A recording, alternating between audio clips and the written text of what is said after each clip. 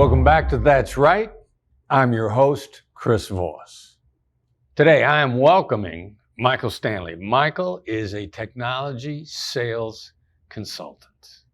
Michael, welcome. Chris, thank you.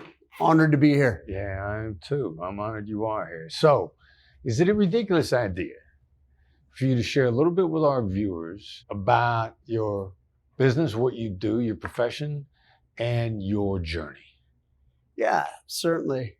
Journey dates myself a little bit, right? I've been around the block here a bit, but I'd say right after college, I was always a hard worker, right? Dove into the financial services business, became a financial planner for roughly 2 years.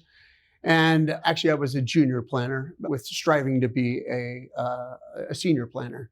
It was one Sunday night where we were making cold calls from 6 to 9, not necessarily the most popular guy in the room or on the phone, is when a light bulb essentially went off. And I just go, you know what, maybe financial services wasn't right for me. So took some time off, took a few months, actually did some research. And I was looking into different business segments. And what really caught my eye was technology. And from there on, I interviewed with just one technology company at that time. I got hired.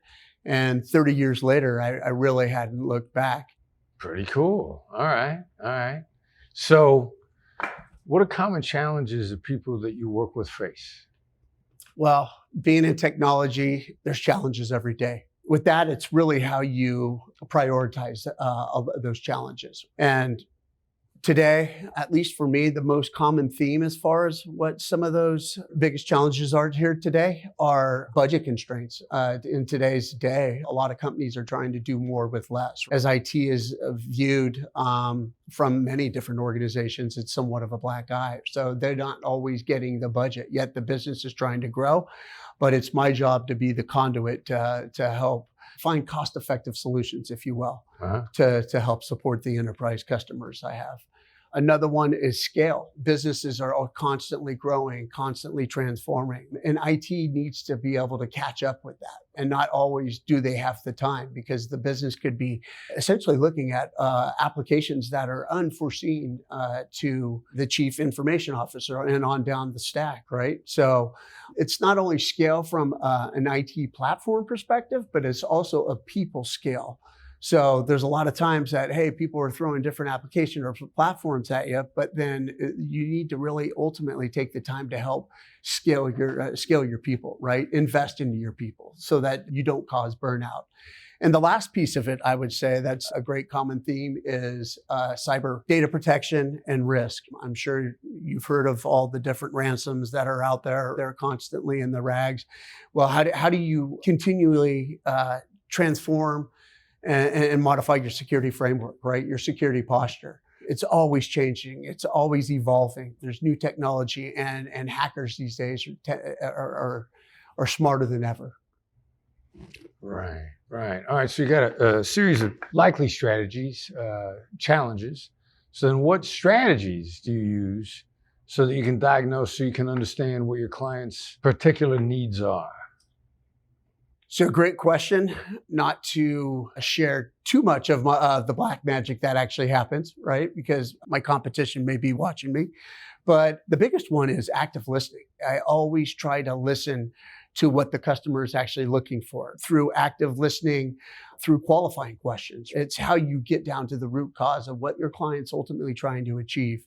Another one would be stakeholder engagement. Right? It's great to hear from, business leaders or technology leadership, but if your engineering folks who have to implement it, who have to operate it, optimize it, aren't engaged, you need to all buy in, right, from all parties. So I act as that conduit to ensure that everybody's on the same page, to ensure success for not only the platform, but more so for the company.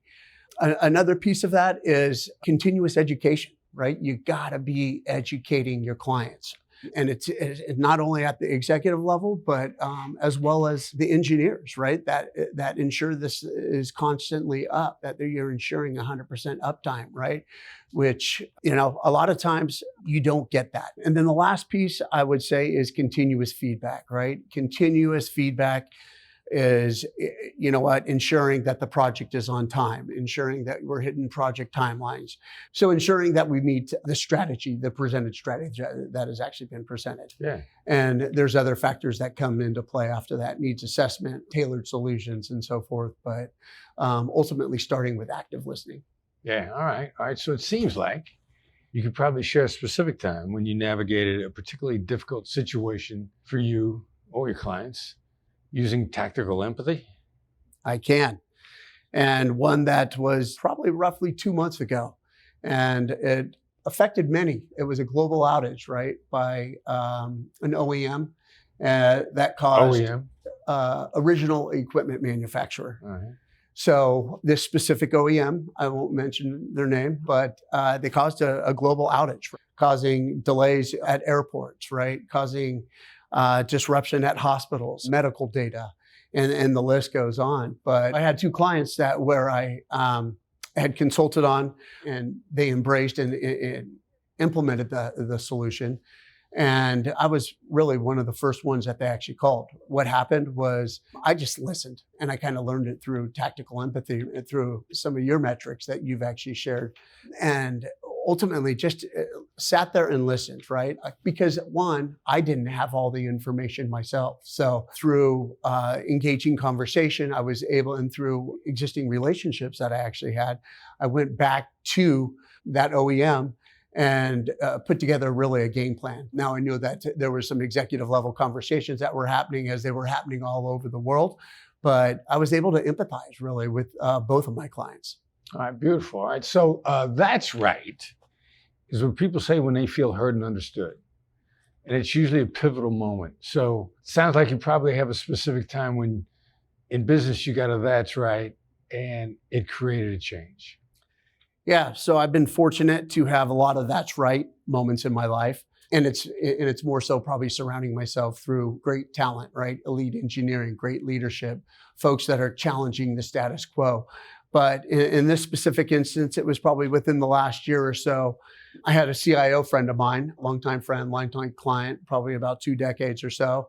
I got the phone call, and we were under NDA and whatnot, but he had told me that the company was looking to do mergers and acquisition. And he actually had a line of sight into the other company's technology footprint.